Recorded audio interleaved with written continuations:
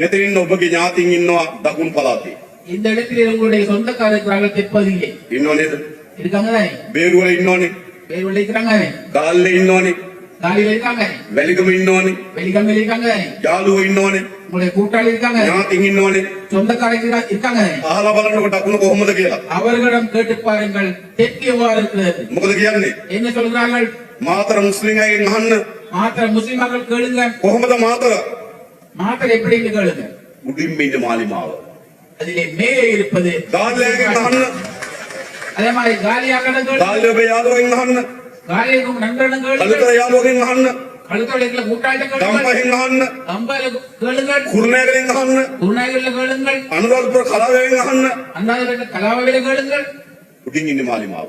மேலே இருப்பது திசை காட்டி. දකුණේ උඩින් ඉන්න මාලිමාව. தெற்கிலே மேலே இருப்பது திசை காட்டி. හැබැයි දකුණ අය අපෙන් අහනවා. ஆனால் தெற்கில் இருப்போர் எங்களிடம் கேட்கின்றார்கள். සහෝදර නැගෙනහිර මොනවා වේද කියලා. சகோதரர் அவர்களே, கிழக்கிலே நடந்து வந்திருக்கிறார். නැගෙනහිර මුස්ලිම් ජනතාව මොනවා කරයිද කියලා. கிழக்கில் உள்ள முஸ்லிம் மக்கள் என்ன செய்வார்கள் கேட்கின்றார்கள். පොඩි සැකයක් තියෙනවා. சிறிய சந்தேகம் இருக்கிறது. චුට්ටක් කොළ පාටද බරයි. கொஞ்சமாக பச்சை நிறத்துக்கு. හැබැයි ඉස්සර ஆனால் அது முன்னர் මොකද කියන්නේ? என்ன சொல்றீங்க? වෙනස් වෙන්න ලෑස්ති නැද්ද? நீங்கள் மாற்றமடைய தயாரில்லையா? දකුණ මුළුමනින්ම වෙනස් වෙලා. தெற்கு முழுவதுமாக மாறி இருக்கிறது. දකුණේ ජනතාව தெற்கில் உள்ள மக்கள் ජාතික ජනබලවේගයේ ආණ්ඩුවක් හදන්න බලාගෙන ඉන්නවා. தேசிய மக்கள் சக்தியின் அரசாங்கத்தை உருவாக்க නැගෙනහිර ජනතාව கிழக்கில் உள்ள மக்கள் අන්න ඒකට අවශ්‍ය නම් හයිය දෙන්න. இதற்கு தேவைப்பட்ட சக்தியை வழங்குங்கள். ඕනද? தெரியலையா? මේ වැඩේ නැගෙනහිරින් ගස්සන්න එපා.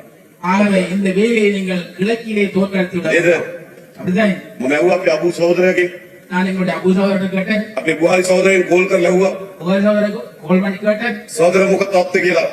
தோழர் அவர்களை எவ்வாறு நிலைமை கேட்டேன். ඉස්සර අපේ වැඩේ කතා කරේ නෑ. அவர்கள் முன்னரைமுறம் கூடுதலாக கதைக்கவில்லை. දැන් ගොඩක් අපිත් එක්ක කතා කරනවා. இப்பொழுது கூடுதலாக கதைக்கிறார்கள். ඉස්සර අපි වෙනේ වැඩේ පෙනී හිටියේ නෑ. முன்னர் எங்களுக்காக அவர்கள் දැන් ගොඩක් අය අපි වෙනේ පෙනී හිටිනවා. இப்பொழுது எங்களுக்காக கணக்கு முன்னிற்கிறார்கள். මම ආවනේ මේ සමන්තුරේට. நான் முன்தினமாக வந்தேன். මේමයි හිටියේ නෑනේ. இவ்வளவு இருக்கிறது අද කොහොමද? இன்றைக்கு எப்படி? දහස් සංඛ්‍යාත ජනතාව. இன்றைக்கு ஆயிரக்கணக்கான மக்கள். ඒ නිසා නැගෙනහිරත් වෙනස් වෙලා තියෙන්නේ. ஆகையினால் கிழக்கு மாறி இருக்கிறது. අපි හොඳ ජයග්‍රහණයක් ගමු.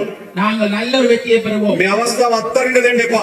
இந்த சந்தர்ப்பத்தை கைவிட்டு விட வேண்டாம். නැවත පැරණි மீண்டும் பழைய දූෂිත மிகவும் மோசமான හොරුන්ගෙන් සමන්ත ආණ්ඩුවක් හදාගන්න ඉඩ දෙන්න එපා.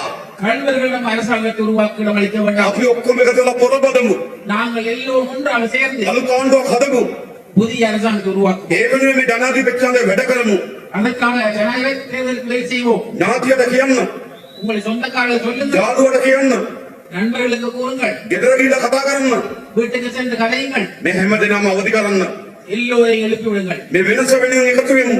இந்த மாற்றத்துக்காக මේ වෙනස ජයග්‍රහණය කරමු. இந்த மாற்றத்தை நாங்கள் வெற்றியாக ඒ கொண்டாடுவோம். වෙනුවෙන් තමුන්නාසලාට ආරාධනා කරනවා. அதற்காக உங்களுக்கு நான் அழைப்பு கொடுக்கிறேன். අහගෙන ගිහලා නිකන් ඉන්න එපා. கேட்டுக்கொண்டு சும்மா இருக்க வேண்டாம். අනිතට කතා කරන්න ඕන. மற்றவர்கள் கலைக்க வேணும். තමුන්නාසලගේ භාෂාව දන්නවා. உங்களுடைய மொழியை அவர்களுக்கு தெரியும். මට වඩා හොඳට මේ කතාව පැහැදිලි කරලා දෙන්න පුළුවන්. என்னை விட தெளிவாக உங்களுக்கு சொல்ல முடியும். හොඳට ගිහලා පැහැදිලி කරලා දෙන්න. நல்ல முறையில் தெளிவுபடுத்துங்கள். මාස දෙකමාරයි 2.5 மாதங்கள் மாத்திரம்தான் අලුත් ආණ්ඩුව. புதிய அரசாங்கம். අවුරුදු 76 ඉවරයි.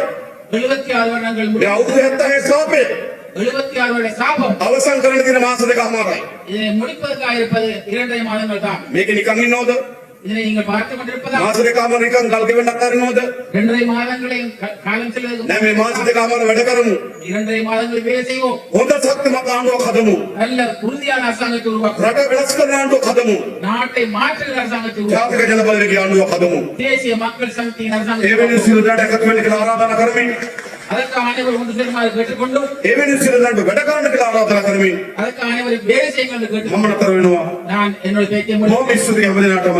மிகவும் நன்றி. ජය වේවා කියලා ප්‍රාර්ථනා කරනවා. ජය වේවා. வாழ்த்துக்கள்.